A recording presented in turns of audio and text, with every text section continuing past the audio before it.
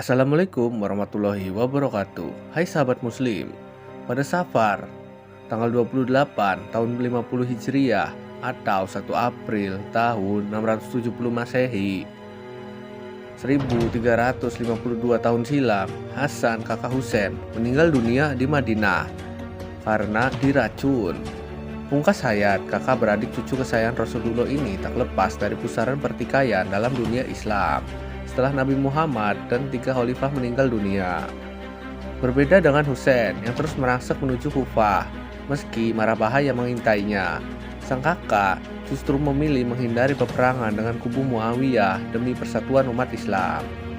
Para sejarawan menilai sikap Hasan yang lebih lunak daripada Husain adalah pengejauhan tahan dari sabda Rasulullah Shallallahu Alaihi Wasallam yang berdoa kepada Allah Subhanahu Wa Taala agar cucunya tersebut menjadi orang yang mendamaikan dua golongan kaum muslimin.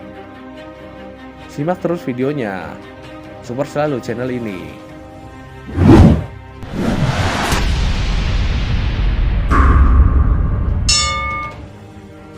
Hasan dibaiat menjadi khalifah setelah ayahnya Ali bin Abi Thalib meninggal dunia karena dibunuh seorang kawaris bernama Abdurrahman bin Muljam.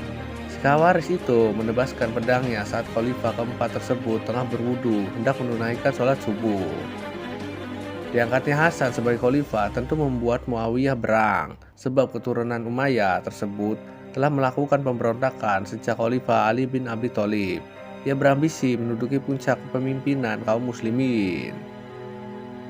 Sadar posisinya diincar Muawiyah yang berkedudukan di Damaskus, Syam, Hasan justru secara persuasif menulis surat kepada Muawiyah. Ia memilih tidak menyerbu kekuatan oposisi. Janganlah kau terus-menerus terbenam di dalam kebatilan dan kesesatan. Bergabunglah dengan orang-orang yang telah menyatakan baiat kepadaku. Sebenarnya engkau telah mengetahui bahwa aku lebih berhak menempati kedudukan sebagai pemimpin umat Islam. Lindungilah dirimu dari siksa Allah Subhanahu wa Ta'ala dan tinggalkanlah perbuatan durhaka. Hentikanlah pertumpahan darah, sudah cukup banyak darah mengalir yang harus kau pikul tanggung jawabnya di akhirat kelak. Nyatakanlah kesetiaanmu kepadaku dan janganlah engkau menuntut sesuatu yang bukan hakmu demi kerukunan dan persatuan umat Islam. Tulis Hasan seperti dikutip Al-Hamid Al-Husaini dalam Al-Husain bin Ali, pahlawan besar dan kehidupan Islam pada zamannya. Surat tersebut jelas menggambarkan Hasan sebagai orang yang lebih suka menghindari pertikaian dan pertumpahan darah. Ia juga menekankan pentingnya kerukunan dan persatuan umat Islam. Namun, Muawiyah yang sudah makan asam garam dalam dunia politik serta telah mengorbankan peperangan demi posisi khalifah sejak zaman Ali, jelas menolak mentah-mentah permintaan Hasan. Jika aku yakin bahwa engkau lebih tepat menjadi pemimpin daripada diriku, dan jika aku yakin bahwa engkau sanggup menjalankan politik untuk memperkuat kaum muslimin dan melemahkan kekuatan musuh, tentu kedudukan khalifah akan kuserahkan kepadamu, balasnya. Jawaban tersebut jelas bukan yang diharapkan Hasan, apalagi tak lama setelah itu Muawiyah menyiapkan ribuan pasukan perang yang hendak ia bawa ke Kufah untuk mengempur kekuatan Hasan sebagai khalifah. Sebagai seorang pemimpin, Hasan lebih menyukai perdamaian, tapi bukan berarti ia berdiam diri saat mendapat ancaman untuk mengudetanya. Ia kemudian mengumpulkan penduduk Kufah dan mengabarkan bahwa kotanya akan diserang pasukan Muawiyah yang bergerak dari Syam. Hasan memerintahkan kepada setiap lelaki Kufah yang mampu berperang untuk bersiap menghadapi ancaman tersebut. Sebuah dusun bernama Nukhailah dipilih Hasan sebagai markas pusat militer yang hendak melawan pasukan penyerbu dari Syam. Namun, sejarah mencatat bahwa penduduk Kufah memperlakukan Hasan sebagaimana mereka bersikap pada ayahnya, Ali bin Abi Thalib, yang justru tak menghiraukan seruan pemimpin yang mereka baiat sendiri. Dalam kondisi seperti itu, tiba-tiba seseorang bangkit. Ia marah kepada penduduk Kufah lalu berkata lantang, "Kalian tahu, aku adalah Adi bin Hatim. Alangkah buruknya sikap yang kalian perlihatkan kepada seorang pemimpin yang telah kalian pilih dan kalian baiat sendiri. Tidakkah kalian dapat membuka mulut menyambut ajakan pemimpin kalian sendiri, seorang cucu Rasulullah? Manakah para ahli pidato dari kabilah Mudar yang terkenal berlidah tajam itu? Mengapa dalam keadaan seperti sekarang ini mereka bungkam?" Ucap Adi bin Hatim. pada penduduk Kufah yang hendak menyambut seruan Hasan. Adi bin Hatim adalah pemimpin suku At-Tai yang sejak dulu tinggal di Kufah dan terkenal sebagai orator ulung. Dia masuk Islam pada tahun 9 Hijriah dan menjadi salah satu sahabat Rasulullah. Ucapan Anda, Hasan, sudah kudengar dan seruan Anda sudah kupahami. Dengan ini aku menyatakan ketaatan dan kesetiaanmu. Demi Allah, mulai detik ini juga aku siap menjalankan perintah Anda. Dan sekarang juga aku hendak berangkat ke Nukhailah, tempat pemusatan pasukan Anda, sambungnya. Setelah itu, dengan menunggang unta, ia berangkat ke Nukhailah sendirian. Di pemusatan pasukan tersebut, ia mendirikan tenda sendiri sambil menunggu para pengikutnya dari kabilah At-Tai. Sebagian penduduk Kufah, terutama kaum laki-laki yang fisiknya kuat untuk berperang, akhirnya menyambut seruan Hasan. Sementara sebagian yang lainnya kembali ke rumah masing-masing. Hasan mengangkat Ubaidillah bin Abbas sebagai pemimpin pasukan. Padanya ia berkata, "Hai Ubaidillah, engkau kuberi kepercayaan memimpin 12.000 pasukan muslimin Arab yang terkenal gagah berani, berpengalaman dan gigih menghadapi pertempuran. Ketahuilah bahwa seorang dari mereka lebih berharga daripada sekompi pasukan biasa. Eratkanlah hubunganmu dengan mereka dan tunjukkanlah kecerdasan wajahmu pada mereka. Mereka itu adalah sisa kekuatan angkatan perang ayahku yang dapat dipercaya," ucap Hasan. Untung tak dapat diraih, malang tak dapat ditolak. Karena tergiur bujuk rayu Muawiyah yang menjanjikan akan memberi uang jika ia bergabung dengan anak Abu Sufyan, Ubaidillah bin Abbas berbalik mengkhianati khalifah. Itulah yang membuat semangat ribuan pasukan pendukung Hasan runtuh.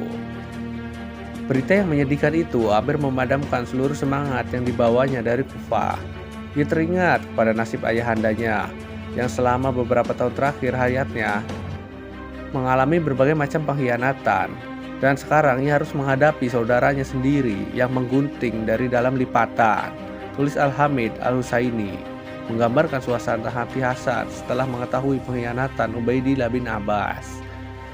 Sementara orang-orang Muawiyah terus bergerak menghembuskan kabar-kabar bohong tentang para pemimpin pasukan lain yang diberitakan tewas. Hal ini membuat pasukan pendukung khalifah kian putus asa. Bahkan mereka akhirnya berbalik menyerang Hasan. Di titik inilah Hasan berpikir bahwa perang melawan Muawiyah tidak akan membawa manfaat jika mental pasukannya telah hancur dan sisa pendukungnya hanya akan menjadi bulan-bulanan musuh. Ia akhirnya memilih berdamai dengan Muawiyah dengan sejumlah kesepakatan yang salah satu isinya adalah menyerahkan kekhalifahan kepada putra Abu Sufyan tersebut. Putusan ini sempat membuat kecewa dan marah para pecinta keluarga Rasulullah. Salah satunya adalah Hujur bin Adi yang amat setia kepada Ahlul Bait. Ia marah sehingga berani mengecam Hasan. Menanggapi reaksi seperti itu, Hasan dengan tenang menjawab, "Hai Hujur, ketahuilah bahwa tidak semua orang menghendaki apa yang kau inginkan itu. Demikian pula tidak semua orang berpikir seperti engkau. Sesungguhnya dengan menyerahkan kekhalifahan kepada Muawiyah itu, aku tidak mempunyai tujuan lain kecuali untuk menyelamatkan kalian dari kehancuran dan kebinasaan," jawab Hasan. Setelah menyelesaikan segala urusan di Kufah, Hasan kemudian pergi ke Madinah.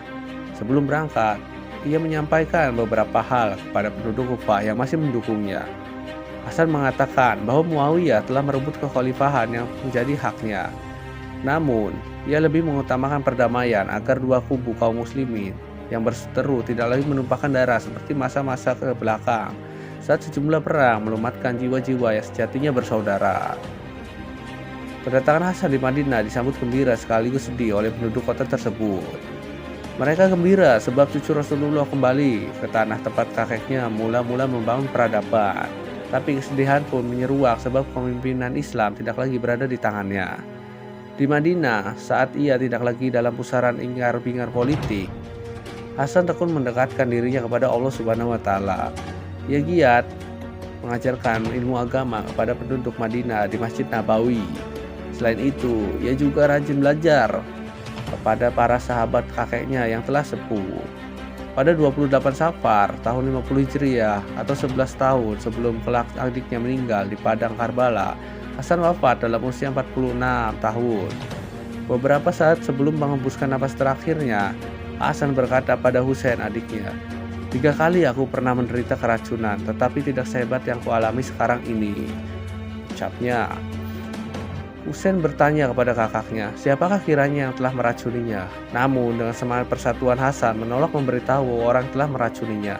Ia khawatir adiknya yang berkarakter lebih keras daripada dirinya akan menuntut balas, sehingga akan terjadi pertumpahan darah sesama kaum muslimin. Al-Hamid Al-Husaini menerangkan sebagian besar para penulis sejarah meyakini bahwa yang meracun Hasan adalah istrinya sendiri yang bernama Ja'dah binti Asy'ad atas perintah Muawiyah dengan iming-iming uang sebesar 100.000 dinar. Dikatakan lebih jauh, setelah Hasan wafat, Ja'dah menerima uang yang dijanjikan oleh Muawiyah itu, tetapi Muawiyah membatalkan janji akan menikahkannya dengan Yazid. Konon karena Muawiyah takut kalau anaknya akan mengalami nasib seperti yang dialami oleh Hasan, tulisnya.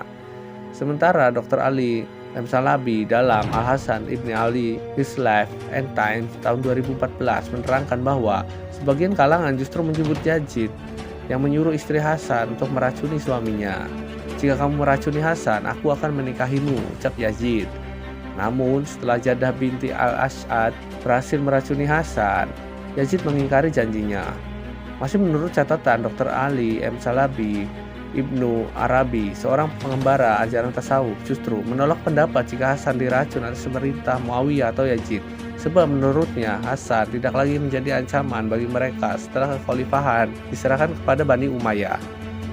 "Tidak ada yang tahu kecuali Allah Subhanahu wa Ta'ala," ungkap Ibu Arabi seperti dikutip Dr. Ali M. Chalabi. Terlepas dari siapa sebenarnya yang meracuni Hasan dan siapa dalang dibaliknya, beberapa saat sebelum ajal menjemput, Hasan masih menunjukkan jiwa besarnya tentang pentingnya persatuan di kalangan kaum muslimin. "Bila aku wafat, makamkanlah aku di dekat makam kakekku," Rasulullah Shallallahu Alaihi Wasallam. "Untuk itu mintalah izin lebih dahulu kepada Ummul Mukminin Aisyah. Bolehkah aku dimakamkan di rumahnya di samping makam Rasulullah?